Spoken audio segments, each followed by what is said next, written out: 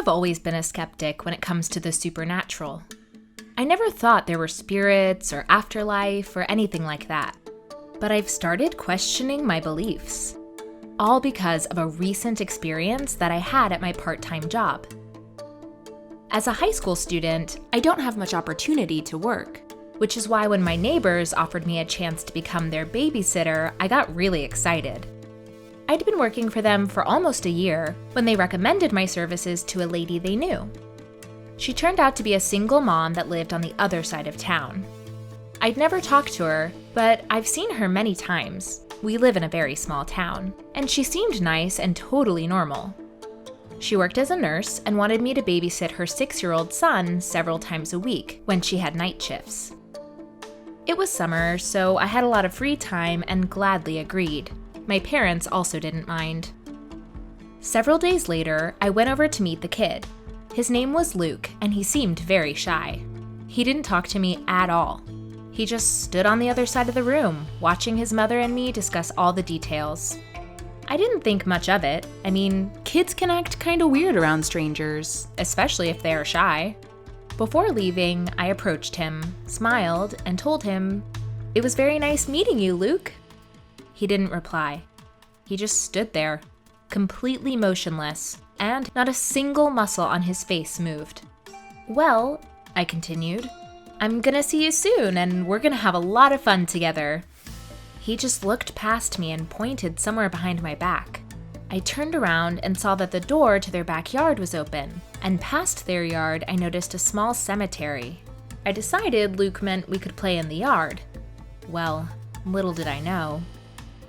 Later that week, I was asked to come babysit Luke. His mom had a night shift, so she needed me to look after him overnight. When I arrived, it was about 6 p.m., and Luke's mom was getting ready for work.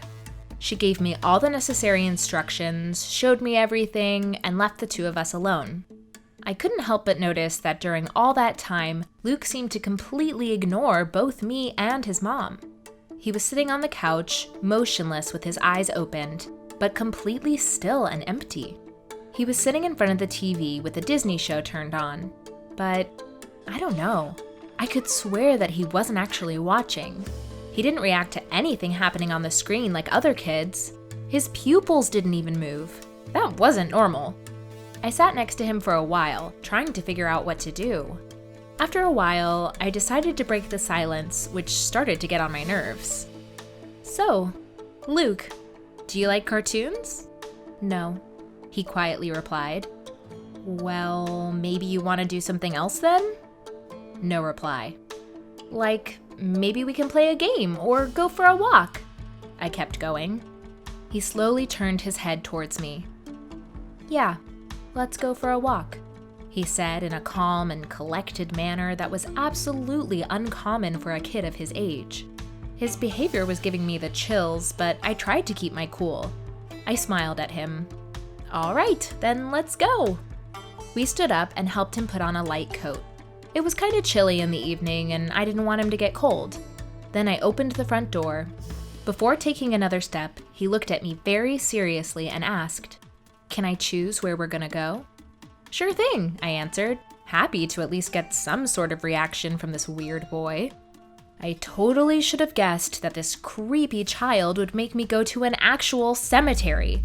Don't get me wrong, normally I'm not scared of things like cemeteries, but when a 6-year-old wants you to go there in the evening, it's a little bit creepy, isn't it?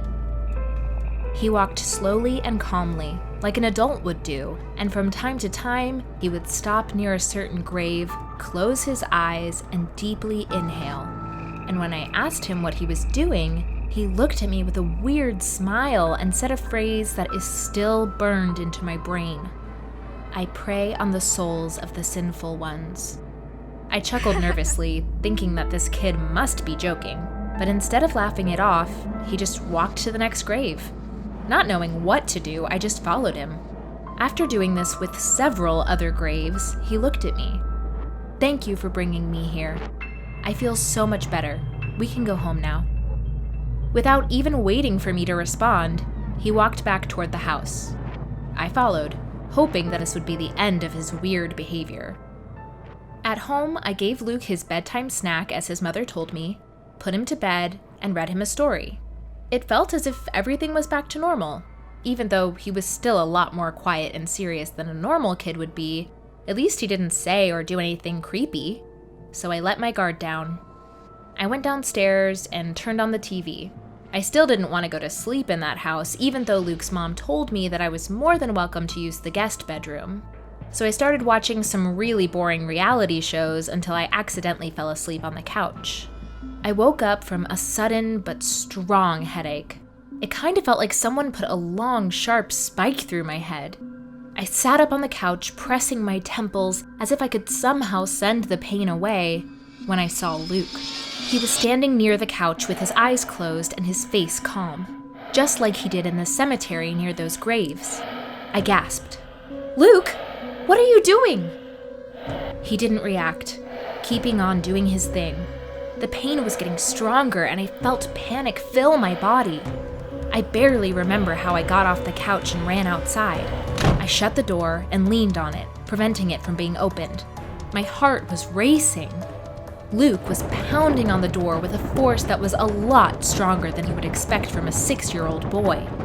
Suddenly, everything went still, and a second later I heard Luke screaming, "I want your soul!" And the door started to shake so violently as if it was about to fly open. I was shaking, as I was barely holding the door shut. I got my phone out and started to dial his mom's phone number that she left for me. The moment she picked up the phone, the door went still and I heard him say, "If you tell her, I'll take your soul." That frightened me like crazy. I don't know if I believed his words. Would you? But I also didn't know what or how to explain what was happening to his mom. I just didn't have the vocabulary and couldn't believe my eyes and ears. I told his mom that I just wanted to know where an extra bath towel was so that I could take a shower. I didn't move, scared to the bottom of my heart. I stood there, holding the door until the sun came up. Around 6 a.m., Luke's mom came back. She was surprised to see me standing outside. I still don't know why, but I didn't tell her anything then either. I just said that I woke up early and decided to get some fresh air. Together, we entered the house. Everything seemed quiet and normal. We went upstairs to see Luke peacefully sleeping in his bed, as if he'd been there the whole night. In fact, he looked almost angelic. The second we entered his room, he opened his eyes, waking up. "Mommy, Mommy!" He got up to hug her. All of a sudden, he acted like a normal kid. I was so confused and weirded out. But before I even had a second to think that maybe I had had a bad dream or something, Luke threw another one of his evil glances at me while still embracing his mother. I shuddered, realizing that everything that had happened was not just my imagination. I still can't wrap my mind around what was wrong with that little boy, but something clearly was.